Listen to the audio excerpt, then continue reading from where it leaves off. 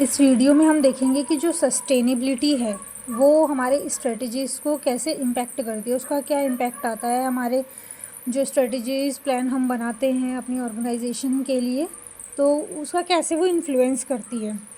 तो इसमें ये होता है कि इसमें एकदम सीधी सी एक स्टेटमेंट है कि अगर कोई ऑर्गेनाइजेशन या कोई बिज़नेस लॉन्ग टर्म में अपना बिज़नेस को सक्सेस दिलाना चाहता है या सर्वाइव करना चाहता है तो उसको सस्टेनेबल होना ही पड़ेगा। इसमें क्या होता है, 3 चीज़ों के लिए उसकी ज़िम्मेदारी होती है, उसको 3 चीज़ों को रिस्पॉन्सिबिलिटी लेनी होती है ऑर्गेनाइजेशन को। क्या क्या है? Peoples, planet and profit. ये तीनों चीज़ें उसको देख के चलनी होती हैं। तो इसमें कुछ की एस्पेक्ट दिए गए हैं जिनका लॉन्ग टर्म पे इम्पैक्ट आता है, क्या क्या पॉइंट हैं किनको ध्यान में रख के वो सस्टेनेबल हो सकता है, उसको देख लेते हैं। 4-5 पॉइंट हैं। पहला ये है कि इन्वायरमेंटल स्टीवर्डशिप। इसका मतलब ये है कि हमारा जो प्लैनेट है, ऑर्गेनाइजेशन की ज़िम्मेदारी बनती है कि वो प्लैनेट के लिए रिस्पॉन्सिबल रहे। ऐसा नहीं है कि ग्रीन हाउस गैसेस का इमिशन करते ही जा रहे हैं, जो उनका वेस्ट प्रोड्यूस हो रहा है उसको मैनेज नहीं कर रहे हैं, कार्बन फुटप्रिंट्स उसके बढ़ते जा रहे हैं हर साल। तो ऐसा नहीं है कि आँख बंद करके सिर्फ उसको प्रॉफिट ही जनरेट करना है, क्योंकि आजकल सब चीज़ें सोशल मीडिया पे रहती हैं। तो कस्टमर भी कहीं ना कहीं चीज़ें देखता है कि कौन सी कंपनीज़ हैं जो अपनी सोसाइटी के प्रति अपना जो उनका दायित्व है उसे पूरा कर भी रहे हैं या नहीं, या सिर्फ प्रॉफिट के लिए ही मार्केट में है। तो ये एक पॉइंट हो सकता है कि अगर कोई ऑर्गेनाइजेशन है जो कि कोशिश कर रही है या आगे ग्रोथ करने की, तो वो अपने अगर प्लांट को लेके, पीपल को लेके, प्रॉफिट को लेके सस्टेनेबल है तो इससे वो कस्टमर्स को अट्रैक्ट भी कर सकती है। अगला है सोशल रिस्पॉन्सिबिलिटी।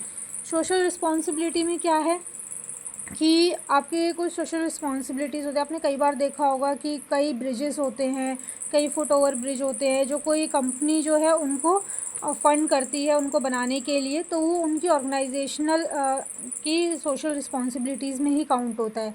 लेबर्स को वो टाइम पे पेमेंट दे रही है, अपने जो वर्कर्स हैं उनका जैसे इंश्योरेंस करा के रखती है, ग्रुप पॉलिसीज़ करा देती है, एथिकल प्रैक्टिसेस करती है, कम्युनिटी के वेलफेयर के लिए प्रोग्राम्स चलाती है, अवेयरनेस प्रोग्राम चलाती है अपने खर्चे पे।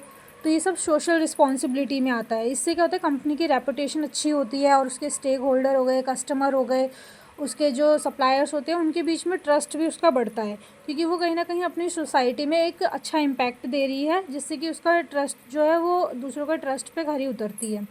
अगला है इकोनॉमिक वायबिलिटी। इसका मतलब ये है कि जो भी ऑर्गेनाइजेशन या कंपनी है वो फाइनेंशियल सक्सेस को अचीव करे लेकिन कॉम्प्रोमाइज़ ना करे अपने एथिक्स के साथ, एनवायरनमेंट के साथ या सोशल वैल्यूज़ के साथ। ऐसा नहीं है कि सिर्फ फाइनेंशियल गोल्स अचीव करने के लिए कि उसे 1 CR का टर्नओवर जनरेट करना है इस साल में, तो वो कुछ भी कर रही हैं आँख बंद करके, जो भी उसके इम्पैक्ट आ रहे हैं पॉजिटिव नेगेटिव वो किसी को रिव्यू नहीं कर रही हैं। तो ऐसा नहीं होना चाहिए। इससे क्या होता है कि आप शॉर्ट टर्म में तो अच्छा प्रॉफिट कमा लोगे, लेकिन लॉन्ग टर्म की बात आएगी तो आपकी बिज़नेस के जो मॉडल होंगे या आपकी ऑर्गेनाइजेशन है वो फेल हो जाएगी कहीं ना कहीं। तो इसलिए कोशिश करें कि आप अपना फाइनेंशियल गोल्स तो अचीव करें, साथ ही अपनी सोशल वैल्यूज़ और इन्वायरमेंट के प्रति आपका जो दायित्व है उसको पूरा भी करें। अगला है कॉरपोरेट गवर्नेंस। इसका मतलब ये है कि आप अपनी जो पॉलिसीज़ हैं आपकी कंपनीज़ की, आपके ऑर्गेनाइजेशन की, जो भी रेगुलेशंस हैं, पॉलिसीज़ हैं, उनको आप ट्रांसपेरेंट रखें, सस्टेनेबल रखें। गोल्स आपके क्लियर होने चाहिए। रेगुलेटरी रिपोर्ट्स जो हैं प्रोग्रेस की वो आप दिखाएं जनता को। जैसे आपका जो मेमोरेंडम वगैरह बनता है इसमें भी लोग एडिशनल पॉइंट डालते हैं कि हम जो भी हमारे सोशल रिस्पॉन्सिबिलिटीज़ होंगी वो क्या क्या होंगी, हम उसके लिए कितना कितना बजट बनाएंगे एवरी ईयर। तो ये सब चीज़ें आप देख सकते हैं। अगला है इनोवेशन एंड कॉम्पिटिटिव एडवांटेज। क्योंकि आप सोसाइटी के लिए कुछ ना कुछ कर रहे हैं, अपने समाज को कुछ दे रहे हैं, अपना जो भी प्रॉफिट हो रहा है उसका कुछ परसेंटेज कह लीजिए, कुछ अमाउंट आपने फ़िक्स करा हुआ है। आप अपने एम्प्लॉयज़ के प्रति बहुत ज़्यादा ट्रस्ट आपने बनाया हुआ है, उनको ऑन टाइम पेमेंट्स जा रही हैं, दूसरों का आपने ट्रस्ट जीता हुआ है। इकोनॉमी को लेके और एनवायरनमेंट को लेके आप सभी चीज़ें कंट्रोल करने की कोशिश करते हैं। आप नहीं कर पा रहे हैं बहुत लार्ज स्केल पे, उससे कोई दिक्कत नहीं है, लेकिन आप कोशिश कर रहे हैं, आप स्टेप्स ले रहे हैं अपने सोसाइटी के लिए।